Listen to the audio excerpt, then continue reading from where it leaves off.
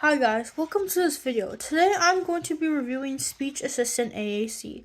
Speech Assistant AAC is an alternative and augmentative communication tool that some people can use if they can't solely rely on speech or if speech is unreliable.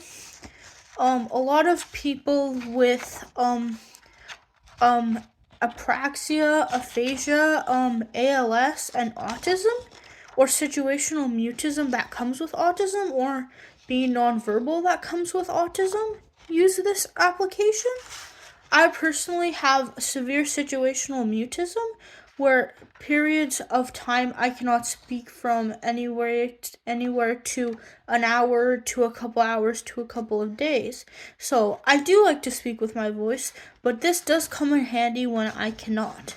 And so I have had this app I've had this app on Android and on Apple for about a year, so I know how to use this, how to edit this, and I was hoping to teach you guys what it's about, how to use it, and stuff like that.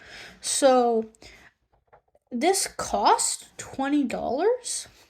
So it's pretty cheap compared to some other AAC apps out there, especially if you're just starting with AAC, alternative augmentative communication. If you're just starting out with it, you might not want to spend so much because there are some apps that can go to up to 200. I know Grid is around 400, I believe, unless you do the monthly subscription.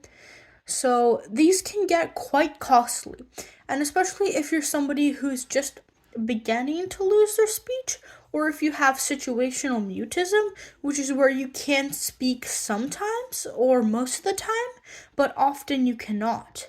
So in these cases, just trying out AAC, you can come across this app, and I think this is an app that you can use for a long time, and if it works for you, this can be your main AAC app that you use all the time. You don't need to upgrade to something more costly because this is a very solid AAC app. So I want to tell you guys about it actually. This is the main main setup that it comes with. You download it, pay $20 for it. This is what shows up when you first open it. It is unedited. All the stuff comes already in it. So let's go over exactly what all of this is, because it can be confusing, especially if you don't know a lot about AAC. So this all these buttons, you can press them and they're gonna speak out loud. I didn't put volume right now because I want you guys to hear my voice, but it will speak out loud, and I will show you that later on. But you press this button and it will speak out loud, and all these buttons, they all speak out loud when you press them. So these are like folders basically, or tabs, I don't know how to put it, but you press them and you get a brand new screen of buttons. So you see all the buttons there changed because we went into a different folder. So for example, common, it's like common phrases that the app supposes that somebody who communicates with this would use often. And it has, you can see my name is, my phone number is, my email is, and all of these buttons are editable. So you can edit it to say whatever you want, every single button. Unfortunately, you cannot edit them all. You cannot edit them all at the same time, which I know that some apps do have that ability. You have to edit these all one by one, each button by button. But the fact that you can edit, like completely customize this, is already pretty cool for an app this cost.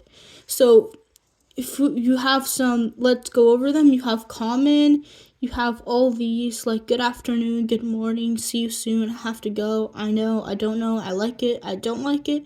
Then we have food and drink, and you have a couple of phrases like I would like, can I have, I'm thirsty, I'm hungry.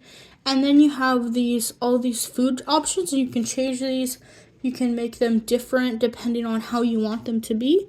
We have phrases. So, by the way, could you repeat what you just said? I have news. I just remembered. I know why. Oh, and then we have miscellaneous words.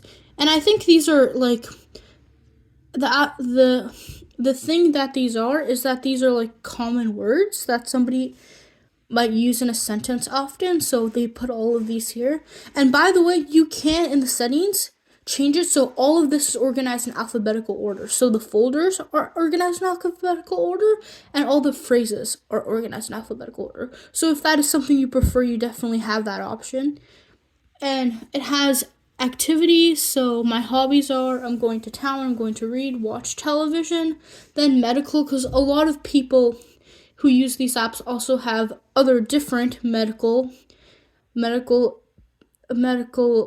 disabilities or illnesses in their life. So I needed the doctor, I need my medicine, all that kind of stuff. At home, the kitchen, the bedroom I live in, at work, and feelings. So you can edit these to your want, and I will show you how to edit it in just a second. I'm also going to go over here the toolbar. So for example, if you type something, and by the way, the main aspect of this app is that you can use a keyboard to type anything you want. So this is mostly for literate people. I suppose somebody that is illiterate could use this because you can add symbols, but it would be very difficult because there's not a lot of pre-stored phrases compared to other apps. What you're relying on most when using this app is the keyboard, and the pre-stored phrases are second. But you can add symbols to those pre-stored phrases just to make it a little bit easier for you. But what you're mainly relying on is reading right now and writing with this. So you can change the keyboard. This is not the Apple keyboard. You can see this is the keyboard that belongs specifically to this app. And you can change all the colors on the keys. You can change the height of the keyboard. And you can change the width of the keyboard. So if you want, for example, I know tablets have very big screens. So if you don't want the keyboard to be that wide, you could change the width of the keyboard so it can be a little bit shorter, so you don't have to move your finger that much around the screen. And so as I was saying about this button, you can type something. For example, you type hello, and then you press this button to delete it. You can go back. I'm not sure exactly why it's not doing it, but you can go back with that button. So you can go back with that button. And this, I think this clears. That clears. Go back. See? Go back. And then you can clear it. Go back. Clear. So that's essentially what that does. This is the back button. This is the speak button. So you can choose if you wanted to speak. If you wanted to speak right when, at each time you type a word, or if you want to manually press the button to speak. And then another really cool feature is on this toolbar is that, for example, if you type hi, let's just say you're typing hi, you can make it really, really big. And you can use that if you're talking to somebody in a very crowded area where they can't hear the voice output of your device. And you can, when you're on this big screen, you can let it talk for you. You can flip it, so you can turn the tablet or the device or the phone, whatever you're using, around so that the person next to you you can just show it to them. And they can see it. Even when you're holding it like this, they can see it if they're over there. And also, it's this ring, this bell. Let me put some volume on here. Okay, well, the point is that, here you put some volume. You ring that bell, and it's going to get the attention of somebody next to you or somebody a little bit farther away from you, so that it's, for example, like if you want to tell them something, but their direction, their focus is already on something else. You've already ended the conversation, or you haven't started a conversation yet. They know that you need their attention, and so that's pretty cool. And then with this back button, you go back to the normal screen. So then we have the settings. The settings is a bit confusing. So it's definitely something that will take time to learn exactly where everything is in the settings. But I will give a brief overview of the settings. And then this edit button, you can edit everything. Tap the phrase that you want to edit. as you can see already, the bell. And then this you can share. This is the share button. You can share, I believe you can share like what you're typing on here. You can share it to Facebook, or you can share it to messages or something like that. And this kind of is like a flip writer thing that basically you write it here, and then here it shows up in another different screen, in another window, another message window. And so the person next to you, across from you, if someone is sitting across from you, you're standing across from you, they can see your screen and what you're typing without needing to look over your shoulder, basically. So yeah, that's pretty cool. And then you have the keyboard pops up. So that's pretty cool. And then you have this user. So I have 2 users on this. I have completely customized my user. I'll show you here. I have completely customized that to fit my needs. But for the purpose of this video, I'm showing you the uncustomized user, the one it originally comes with. And so here, you can kind of rearrange the buttons, you can see. So put them in whatever order you like. And you tap here, and it goes back to the home screen where you can't change anything. And here you can search for stuff. So all the phrases that are pre-programmed in here, you can search for them. So for example, hello, how are you? That's in the common category. You can find that there, and it will speak that for you. So that's pretty cool. Now, I'm going to show you how to edit a button. So this, you're gonna press a button, just long press a button, and you can edit what it's gonna say here. So I am fine, thank you. And then you can put, for example, you want to edit it to put an exclamation point. You can edit it, and it's going to be that in that. And also tells you what position it is in. It's in the 4th position in the common category. So that's pretty cool. And you can change the color of the button. So for example, I want this button to stand out for whatever reason, and I can make it orange. And then that button will be orange. Look. See? And I think that's a pretty cool aspect of this app. You can also make a picture, select a symbol, and for example, you can put a thumbs up. And see, now it has the thumbs up, and it has the I'm fine, thank you. And also, if for example, you can see right here, it doesn't, the whole message doesn't fit. So if you want the label to be different than the message, you can put just fine, and then the label will say fine. But if you press the message, I'm fine, thank you. But if you press the message, it will say all of it. So that's pretty cool. The label and the message can be different. Now let me show you. Now that we've pretty much gone over editing and all that. These are exactly the same, except you can't. I don't believe you can add symbols to the category bars, the folders. But you can change the colors just the same.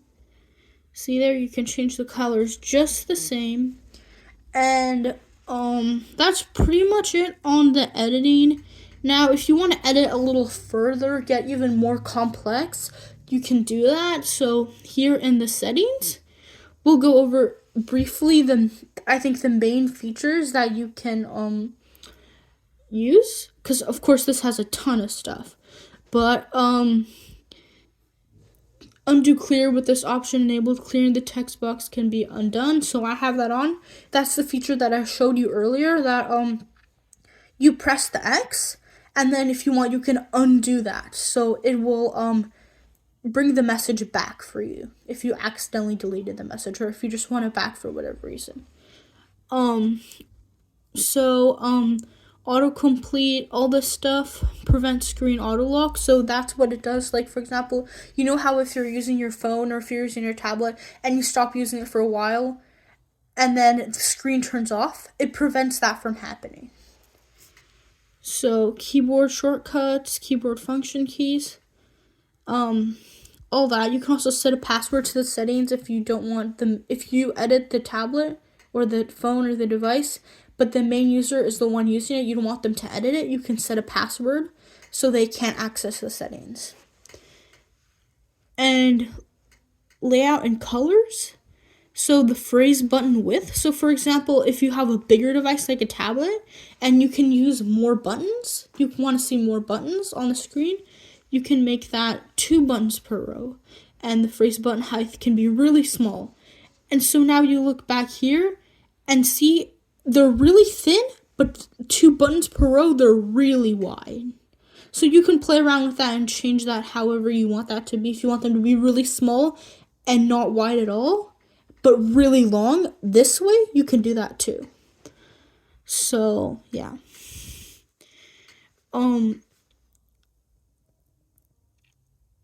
You can also do the phrases will be automatically saved in the history category after tapping the speak button. Some people like to go back in their phrases and speak them again or just check what they've said. So that's neat. And abbreviations. Oh, this is pretty cool. So abbreviations. So for example, if you type ASAP only, it will translate to as soon as possible. So you type ASAP and it will say as soon as possible. HHY, it will say hello, how are you? And you can do all kinds of these. You can do IDK for I don't know. You can do in my opinion. You can do all these kind of stuff. Like basically similar to texting. You can do that too, which is pretty cool. And that's some of the key things that I want to show you there. Speech, you can change the voice. You can change the voice. All these voices for different languages and different accents. You can do that too. The pronunciation. So for example, if a name or something is hard to pronounce, you will put the word here and then how you want it to be pronounced, and it will automatically, whenever you type that word, it will be pronounced the correct way. So that's neat, of course. All these things. So this is another really cool thing. So for example, if you want to answer a phone call with this, it'll mix the speech into phone calls. So the synthesized speech, the voice output of the device, will be mixed into your phone call and will be audible for the receiver, not on your device. So it won't speak out to you or to the area you're in. It will speak into the phone, which is, I think, pretty cool as well. That's pretty neat. So yeah, it has a bunch of all these, and obviously this is just a brief overview. There's a lot of things that I probably haven't gone over, but these are just the core things that I wanted to go over for you to get an idea about this app, if you think it's right for you, if you like the editing aspect of it, if you like the typing aspect of it, if you think this app is right for you, or whoever you want the user to be. So yeah, that's pretty much it for this video. Thanks for watching. I hope that you learned something, and see you in the next one.